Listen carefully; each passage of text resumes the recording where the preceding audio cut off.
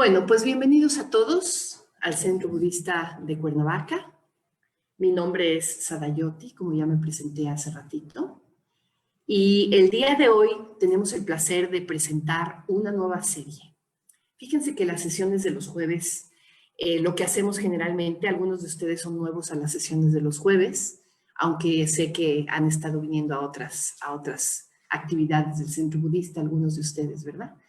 Pero lo que hacemos en las sesiones de los jueves es que generalmente meditamos y en la segunda parte de la tarde tenemos una charla o bien un ritual. Y las charlas tienen que ver con un conjunto de temas que escogemos, por ejemplo, para un periodo de 2 o 3 meses.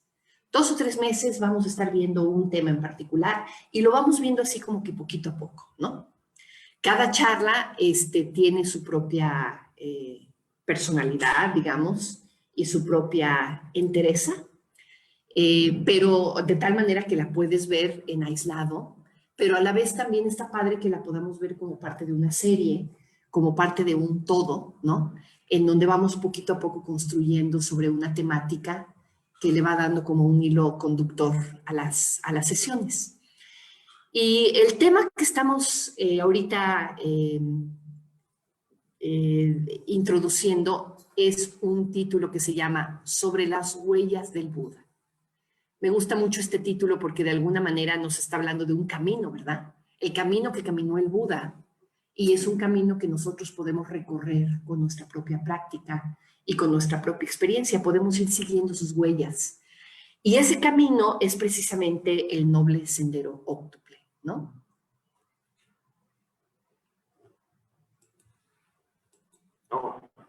Aquí está. El noble sendero óctuple, que como Nagapriya nos lo comentó hace ratito, es una de las presentaciones tradicionales más importantes del camino budista.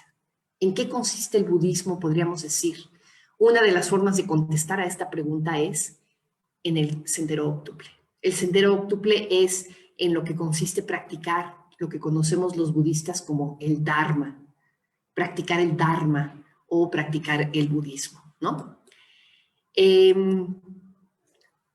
Pues una cosa importante, déjenme regresarme a la imagen anterior, esta, porque fíjense que es bien bonito esta figura, que es una rueda de 8 rayos, que también es la imagen tradicional con la que se presenta el sendero óctuple. El sendero óctuple es un sendero de 8 ramas o de 8 elementos, y cada uno de estos elementos es uno de los rayos de la rueda, ¿no? Esta es la que se conoce como la rueda del Dharma, o también se le llama Dharma Chakra. La palabra chakra significa rueda, así tal cual, la rueda del Dharma, Dharma Chakra. Y más adelante vamos a hablar de un sermón muy importante que dio el Buda, el primer sermón que dio el Buda, que es el sermón de las 4 nobles verdades. Y ese sermón tiene que ver precisamente con echar a andar por primera vez la rueda del Dharma. Echar a andar, poner a rodar esta Dharma Chakra, que es esta representación que tenemos en esta imagen. Entonces se las quería yo presumir. Aquí la tenemos, ¿no? Y bueno, pues vamos a hacer un recorrido como muy introductorio, muy breve, para que podamos entender el contexto del camino óctuple, ¿no? Vamos a estar hablando de cómo caminamos el camino del Dharma, sobre las huellas del Buda, que es el camino óctuple, el noble sendero óctuple. Y para eso, pues vamos a entender un poquito en qué contexto fue que el Buda planteó por primera vez esta enseñanza. Entonces, bueno, pues una cosa importante es que evidentemente pues el budismo se inició con el Buda, ¿no? Sin el Buda no hay budismo, ¿no? El Buda es, digamos, el personaje principal, es un personaje histórico, evidentemente, pero el personaje principal de toda esta historia, ¿no? Todo el budismo se inicia con la vida del Buda, y no nada más con la vida del Buda, sino con la experiencia de iluminación del Buda. Todo el budismo está diseñado para que nosotros podamos llegar a esa misma experiencia que el Buda alcanzó, ¿sí? Entonces el Buda nació con el nombre civil, digamos, de Siddhartha Gautama. Nació en un poblado muy pequeño que se llama Kapilavastu, aproximadamente en el año 484 antes de nuestra era. O sea, estamos hablando de hace casi 2500 años. Kapilavastu se encuentra ahorita en el país de Nepal, muy cerquita con la frontera con la India. Ahorita les enseño un mapa en el que aparece Kapilavastu para que vean más o menos por dónde está, ¿no? Algunos hechos muy generales sobre la vida del Buda. Vivió 80 años.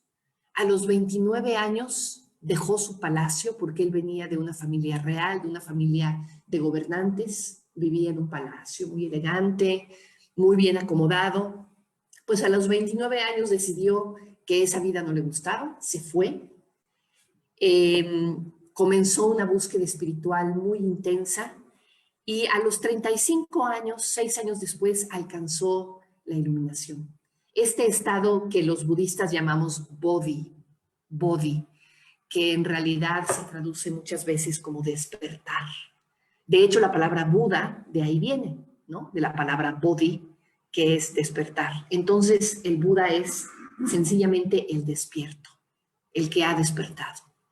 El que ha despertado del sueño de la inconsciencia, del sueño de la ignorancia, del sueño de la confusión, en el que en principio todos nosotros estamos sumergidos, ¿verdad? Pues él despertó de ese sueño y se dedicó, como dice aquí, durante 45 años se dedicó a predicar su doctrina, a predicar su verdad, a compartir con otros lo que descubrió. Y a los 80 años murió en Kusinagara, alrededor del año 404 antes de nuestra era. Entonces, estos son, digamos, los hechos generales de la vida del Buda que nos pueden ser útiles para poner en contexto esta enseñanza que vamos a estudiar o que vamos a presentar en estos días, ¿no? Aquí tenemos a Kapilavastu, es este puntito verde que está aquí. Si se fijan, este es el país de Nepal. Aquí tenemos a la India, el norte de la India, noreste de la India, ¿verdad? Aquí tenemos, fíjense, todo esto es la cuenca del río Ganges. Este es el río Ganges. Aquí tenemos Bután, Bangladesh. Y aquí en este puntito entonces está Kapilavastu. Y está también Lumbini. Lumbini es un bosque que está muy cerca del poblado de Kapilavastu. Y ahí en ese bosque se dice que fue donde nació el Buda. El Buda nació en un bosque porque su madre estaba a punto de parir y entonces se había ido a su palacio, digamos, de invierno. Y cuando empezaron los dolores del parto, decidió moverse hacia el otro palacio. Entonces iba a lo largo de este viaje, pasando por el bosque, cuando parió a Siddhartha, y pues hay toda una serie de alegorías muy hermosas que nos hablan de ese momento en el que Siddhartha nació en el bosque de Lumbini, ¿no? Y ahorita si ustedes van a estos lugares en la India y en Nepal, pues son lugares de peregrinaje, ¿no? En donde puede uno hacer visitas y puede uno ofrecer flores y hay stupas y hay todo tipo de monumentos porque son pues lugares sagrados para la tradición budista, ¿no? Entonces ahí están Kapilavastu y Lumbini. ¿Tú cuando estuviste, Karen, en la India, fuiste a Kapilavastu? Ah, sí. Ah, ok. A Lumbini. Ah, pues ahí está, sí.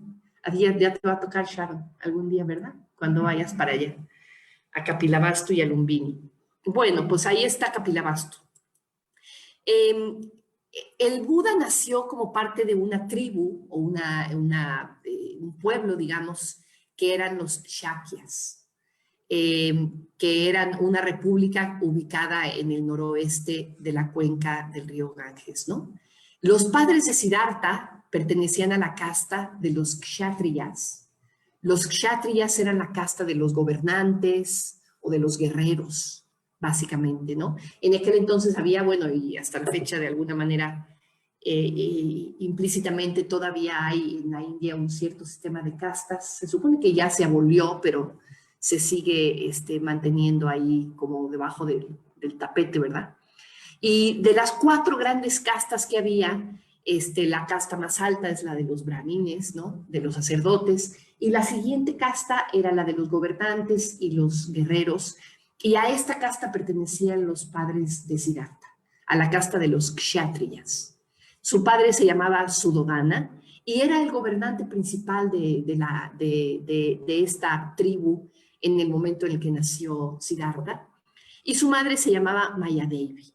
Aquí tenemos una imagen, una alegoría de cómo está Mayadevi colgada de un árbol, así aparentemente parían las mujeres en aquel entonces. Entonces aquí está Mayadevi dando a luz al Buda, y aquí tenemos a Siddhartha, chiquilín, el iluminado, ¿no? Que desde ese momento pues tenemos a algunas personas haciéndole ofrendas, ¿no? Reconociendo pues lo auspicioso, digamos, de este momento, ¿no? A los 7 días de que nació Siddhartha, su mamá murió. Entonces lo adoptó su tía materna, que fue la que lo crió como su madre putativa. Ella se llamaba Mahaprajapati. Y también estaba casada con Suddhodana, que era el padre de Siddhartha. Se dice que desde que Siddhartha nació lo llevaron al oráculo, el oráculo de Ashita. Ashita era un rishi, un sabio, adivino, digamos, que en el momento en que vio a Siddhartha dijo, uy, ¿no? Este hombre va a ser un gran gobernante o bien un gran maestro espiritual. Entonces le auguró ese gran futuro a Siddhartha, ¿no? De hecho, se dice que cuando entró Suddhodana con el niño en brazos, Ashita se echó a llorar porque dijo que qué pena que no lo iba a conocer de adulto, porque iba a ser realmente un personaje ejemplar, un personaje increíble, ¿no? Entonces, bueno, pues Suddhodana se podrán imaginar que se preocupó un poco porque lo que él quería es que Siddhartha fuera un gobernante, ¿no? ¿Cómo que maestro espiritual? Dijo, no. Eso de maestro espiritual no le encantó la idea. Entonces lo que hizo fue que se preocupó por darle una educación y un entrenamiento de guerrero como muy, muy sólidos, ¿no? Y por protegerlo de cualquier estímulo externo que lo inquietara existencialmente, ¿no? Le dio una vida muy protegida, muy cuidadita, así entre algodoncitos, para que no fuera a ser que le entrara ninguna crisis, ¿no?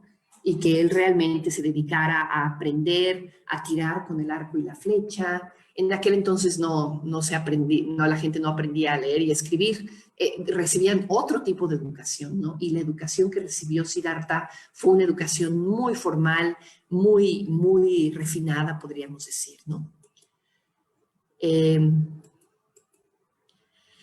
Y una cosa interesante pasó, fíjense que después fue muy importante, a los 6 años de edad, aquí tenemos a Siddhartha, el niño, ¿no? Había una ceremonia en el poblado que se conocía como la ceremonia del arado, que era la ceremonia que se hacía para iniciar la temporada de lluvias. Y entonces su papá estaba dirigiendo la ceremonia del arado, su papá siendo el gobernante de la aldea, ¿no? O del país o de la república, de la tribu. Y le dijeron a Siddhartha que se sentara ahí en una orillita y que estuviera tranquilito, y él se sentó por ahí. Y hubo una serie de condiciones que se narran en las escrituras que llevaron a Siddhartha a una experiencia de absorción meditativa espontánea, ¿no? El niño ahí tranquilito de pronto entró en un estado de calma, en un estado muy gozoso, en donde la mente estuvo completamente enfocada, completamente tranquila, completamente en silencio, no se sabe por cuántas horas. Ahí estuvo Siddhartha, con la mente enfocada, con la mente en atención plena, con la mente en samadhi, en lo que se conoce como samadhi, en una meditación profunda, ¿no? Y esto fue completamente espontáneo, no es que el niño lo hubiera intentado, no es que nadie le hubiera enseñado a hacerlo, ¿no? Sencillamente, espontáneamente entró en este estado. Y cuando fue adulto, cuando estaba en su búsqueda espiritual, el recuerdo de este momento fue muy importante para Siddhartha, porque se acordó, dijo, ay, esa experiencia de absorción meditativa que tuve a los 6 años, probablemente es el camino, probablemente por ahí es por donde, profundizando esa vivencia, podía alcanzar el estado de despertar, y que efectivamente así fue, ¿no? Bueno, pues después de esta experiencia meditativa, pues no se volvió a repetir. Simplemente Siddhartha creció rodeado de lujos y comodidades, con acceso a todo tipo de placeres y a todo tipo de cualquier cosa que se le antojaba, ahí estaba, ¿no? A los 16 años se casó con una prima suya que se llamaba Yashodhara, y un tiempo después tuvo a un hijo que se llamó Rahula. Tanto Yashodhara como Rahula, por cierto, tarde o temprano fueron sus discípulos. Entonces, sus familiares fueron sus discípulos. Pero en este momento, Siddhartha, fíjense, hay una reflexión que a mí siempre me ha parecido muy interesante, que es, ¿qué significa la palabra Rahula? ¿No? Rahula aparentemente significa cadena. Entonces, imagínense que tuvo un hijo y que le puso cadena. O sea, de alguna manera había esto en sí mismo te habla de un estado de una cierta insatisfacción, descontento en la vida del Buda, ¿no?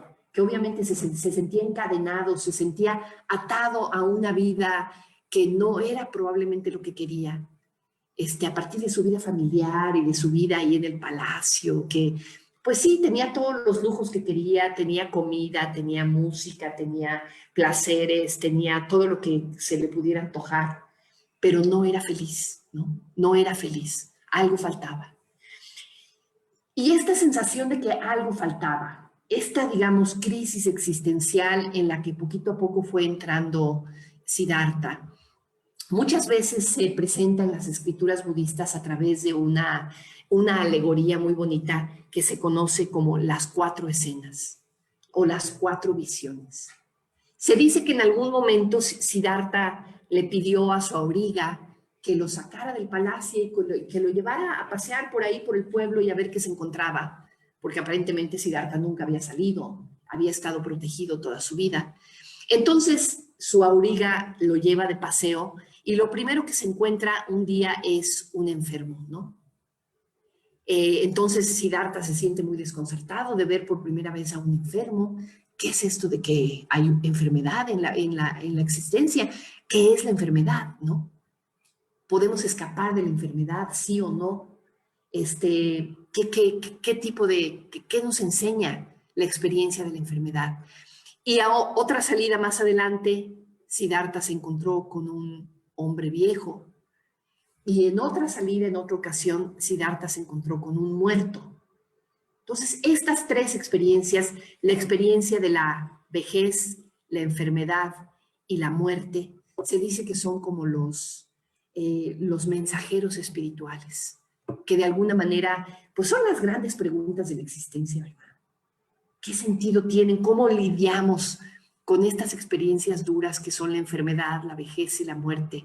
¿Cómo le damos sentido a esas experiencias? Y cómo no sentirnos, digamos, perdidos de pronto en una especie de sinsentido cuando nos topamos con la experiencia de la muerte, ¿no? Entonces, este tipo de experiencias eran los que estaban en la mente de Siddhartha y que lo estaban haciendo preguntarse, ¿no? Bueno, ¿cuál es el sentido de la vida? ¿Cuál es el sentido de la vida si de todas maneras nos vamos a morir? Si de todas maneras nos vamos a topar con la vejez, si no hay manera de escaparse de las experiencias de aflicción como la enfermedad, por ejemplo, ¿no? ¿Cuál es el sentido de la vida?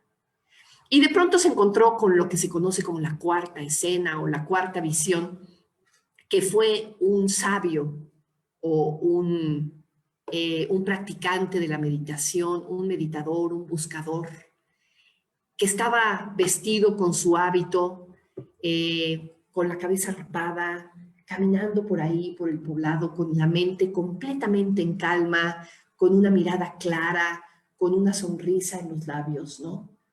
Y Siddhartha lo que dijo es, este hombre algo entendió, algo descubrió este hombre que de pronto es capaz de tener este nivel de tranquilidad y de paz interior que era evidente a todas luces en su mirada, ¿no? Entonces, Siddhartha se dio cuenta que probablemente eso era lo que él tenía que hacer. Lanzarse en una búsqueda espiritual, igual que este hombre, para buscar lo que él había encontrado. Y entonces, efectivamente, fue lo que hizo, ¿no? A los 29 años, abandonó su cómoda y protegida vida familiar y comenzó una búsqueda espiritual que duró muchos años, que lo llevó por todo tipo de vicisitudes interesantes, ¿no? Pero básicamente, fíjense qué bonitas estas palabras. Hay un sutta que se conoce como el sutta de la noble búsqueda, en donde Siddhartha habla de qué fue lo que lo impulsó a salir en esta búsqueda espiritual. Y dice, ¿por qué siendo yo mismo sujeto a la enfermedad, la vejez, la desgracia, el sufrimiento y la muerte, busco refugio en cosas que también se encuentran sujetas a esos mismos fenómenos? ¿Y qué tal si yo, sujeto a la enfermedad, la vejez, la desgracia, el sufrimiento y la muerte, buscara refugio en aquello que no nace, no enferma, no envejece, no se mancha y no muere? Entonces, eso fue lo que Siddhartha decidió salir a buscar. Aquello que no nace, no enferma, no envejece, no se mancha y no muere. Esas palabras en sí mismas son como muy misteriosas, ¿verdad? ¿Qué es aquello que no nace, no se mancha y no muere, no? Pues está hablando de la mente iluminada, está hablando del principio de lo trascendental, está hablando de la iluminación, de la mente despierta, ¿no? Entonces eso fue lo que decidió hacer el Buda. Pues entonces se lanzó, se quitó todos sus hábitos, digo, todos sus ropajes lujosos, se cortó el pelo de príncipe que traía, se puso un hábito, unos ropajes de mendigo y se lanzó al bosque a buscar maestros que le enseñaran meditación, que le enseñaran prácticas espirituales que lo pudieran llevar a la iluminación. Primero que nada se unió a una comunidad espiritual con un maestro que se llamaba Alara Kalama y ahí aprendió técnicas de meditación muy refinadas, muy profundas. Se convirtió en un maestro de todas estas técnicas, pero él se daba cuenta que en cuanto salía de la meditación, regresaban sus estados mentales aflictivos. Entonces decía, no, no me está llevando a una transformación de raíz, ¿no? Entonces dejó a Alara Kalama y se fue a buscar a otro maestro que se llamaba Udaka Ramaputra. Ahí siguió practicando la meditación, siguió practicando las enseñanzas de este maestro. De nuevo se convirtió en un maestro de todas esas técnicas meditativas, pero aún así él sentía que no había alcanzado todavía el despertar, ¿no? Y entonces dejó a sus maestros y decidió dedicarse a unas prácticas de austeridades extremas, prácticas ascéticas muy, muy fuertes, incluso prácticas como, por ejemplo, no comer o no respirar o dormir parado de cabeza o no dormir o dormir en una cama de clavos o, en fin, ese tipo de prácticas ascéticas que tenían que ver con dominar al cuerpo, con subyugar al cuerpo, con la esperanza de que la mente pudiera liberarse, ¿no?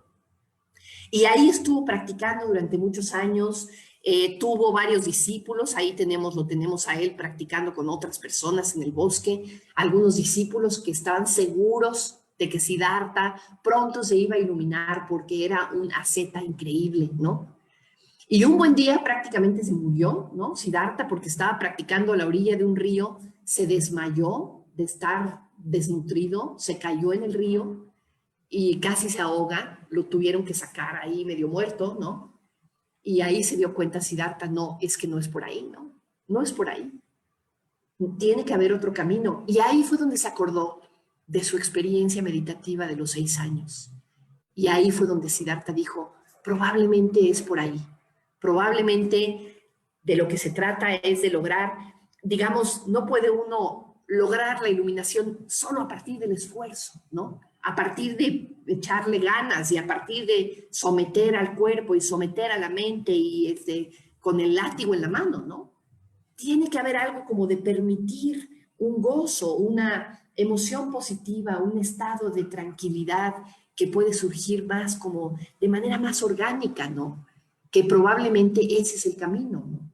Y entonces se dedicó abandonó sus prácticas ascéticas, volvió a comer, volvió a alimentarse, volvió a cuidarse y empezó a practicar de otra manera.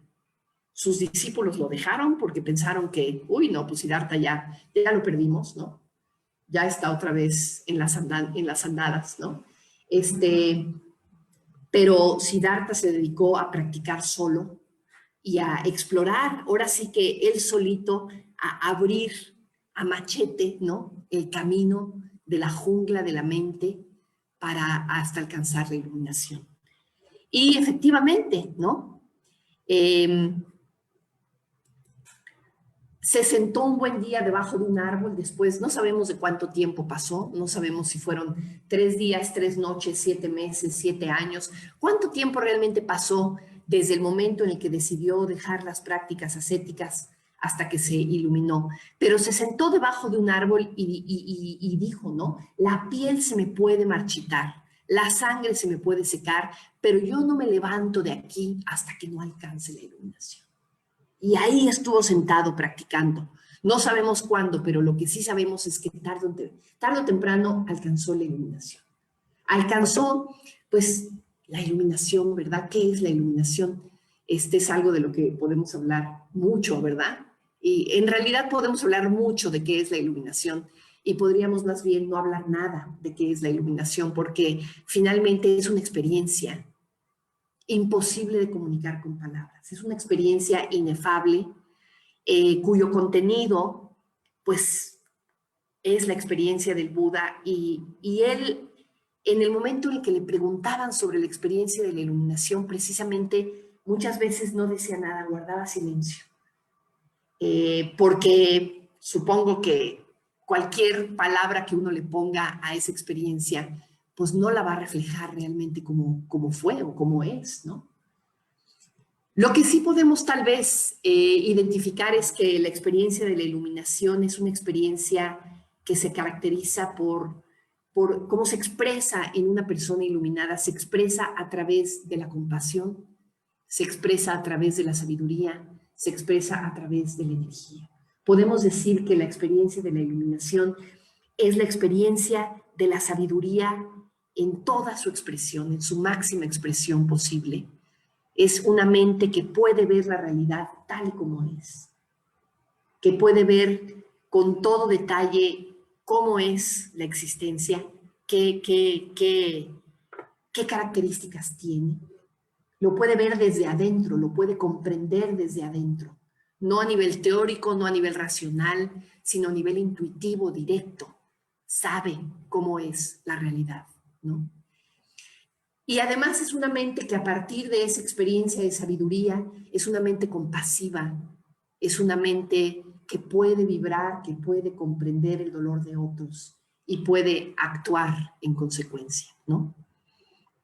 Entonces, Siddhartha Gautama se convirtió en el Buda, la primera luna llena del mes de mayo.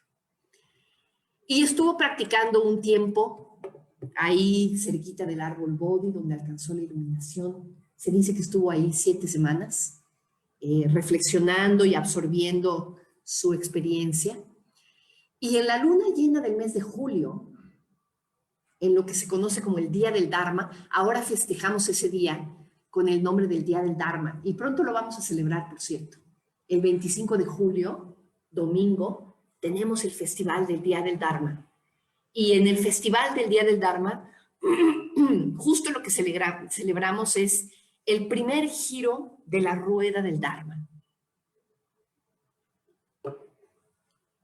Justamente el momento en el que el Buda puso en marcha el Dharma Chakra, el primer giro de la rueda del Dharma.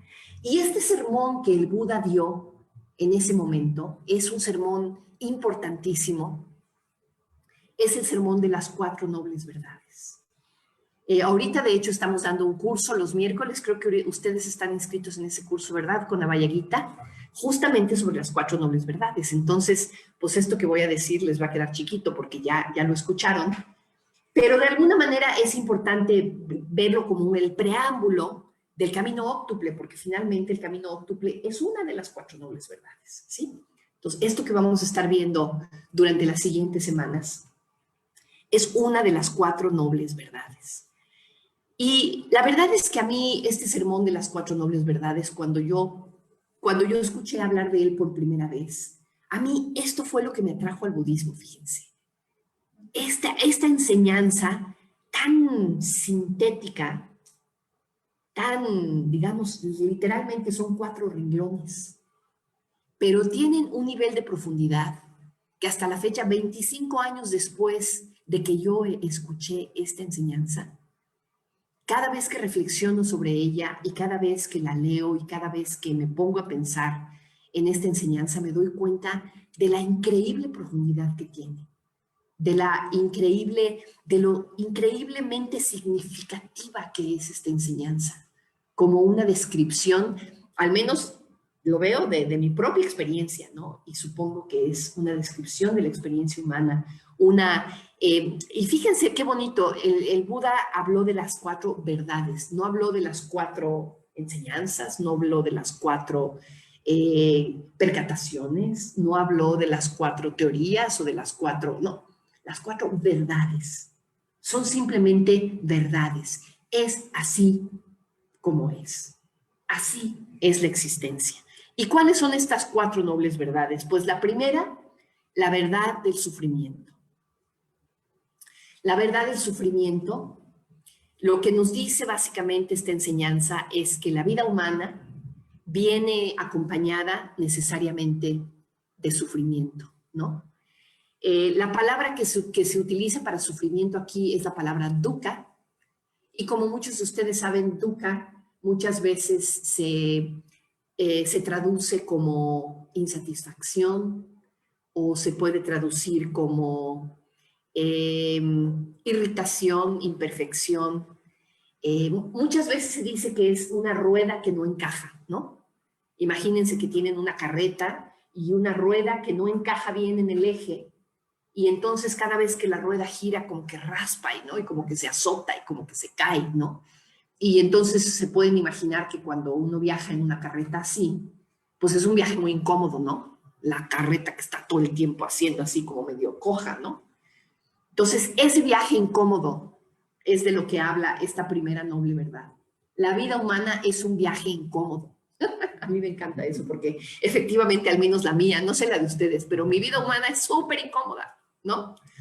De pronto uno, la verdad, verdaderamente la pasa mal, ¿no? Y no obviamente la pasas mal simplemente porque tenemos un cuerpo físico y evidentemente el cuerpo físico se enferma y de pronto tienes colitis y de pronto se te pica una muela y de pronto pues esas cosas que le pasan al cuerpo, ¿no? El cuerpo envejece y al ratito ya no es ágil y al ratito ya le duele acá y en fin, ¿no? No nada más esas cosas que se refieren al sufrimiento físico de tener un cuerpo humano, sino el sufrimiento existencial, por ejemplo, de no sentirte pleno en la vida, de sentir que como que falta algo, ¿no?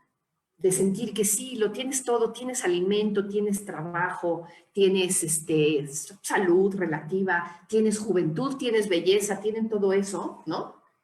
Y aún así, uno no es feliz. Uno no termina por decir, sí, ya, ¿no? Hay algo que sigue ahí faltando, ¿no? Ese dukkha es el que a mí me parece que es muy, muy interesante. Yo cuando oí esta enseñanza por primera vez, yo dije, wow, entonces a todo el mundo le pasa, no nada más a mí, ¿no? A todo el mundo le pasa que nuestra experiencia humana es dolorosa, ¿verdad? Tiene su aspecto. No quiere decir que toda la experiencia humana sea solamente sufrimiento. No, evidentemente la experiencia humana trae consigo también grandes cosas hermosas y placenteras y gozosas y alegres y felices, ¿no? Pero si tú eres un ser humano, no te vas a librar de dukkha. no te vas a librar del sufrimiento, vas a pasar por ahí muchas veces. Entonces, esta es la primera noble verdad. La segunda noble verdad nos dice es la verdad del origen del sufrimiento o de la causa del sufrimiento. Me gusta más la palabra origen para esta enseñanza en particular, porque básicamente lo que estamos reconociendo con estas cuatro nobles verdades es que todas las cosas, todos los fenómenos que existen dependen de condiciones previas, ¿no? Surgen a partir de condiciones previas. El sufrimiento también, ¿no? ¿Qué condiciona el surgimiento del sufrimiento? Pues básicamente el apego, el deseo, la avaricia, la sed neurótica, ¿no? La sed de poseer, la sed, el deseo de que las cosas sean diferentes de como son. Ese deseo es en sí mismo dukkha, ¿no? Ese deseo, ese deseo es la manifestación de estar insatisfechos, ¿no? Entonces, dukkha y deseo para mí como que son dos caras de la misma moneda, ¿verdad? Son realmente la misma cosa, ¿no? El deseo de querer que las cosas sean diferentes, ¿no? De querer, no sé, por ejemplo, recientemente que he estado en contacto con experiencias de muerte de seres queridos. Digo, ¿por qué me duele tanto la muerte de un ser querido? Sí, por supuesto, por la ausencia, ¿verdad? Pero, pues porque no quiero que suceda. Porque no quiero, porque hay un aspecto mío que no quiere que sea así la existencia. No quiero que sea así la existencia. Y este no querer, o bien el querer que sea diferente, eso es lo que me da la experiencia de insatisfacción, la experiencia de dukkha, ¿no? Entonces ese deseo, ese apego, el apego a la sensación de que somos una cierta, que tenemos una cierta imagen de nosotros mismos, el apego al sentir que somos una experiencia sólida y duradera y permanente y en fin, ¿no? El apego, estamos apegados a muchísimas cosas, ¿no? Queremos, todo el tiempo queremos. Y ese querer es lo que genera, lo que da origen al sufrimiento, lo que condiciona el sufrimiento. Ahora, como todo, ¿verdad? Cuando se origina a partir de ciertas condiciones, pero cuando esas condiciones desaparecen, esa experiencia desaparece. Entonces, ¿qué pasa si cesa el apego, la avaricia, el deseo, la sed? En el momento en el que todo eso cesa, cesa el sufrimiento.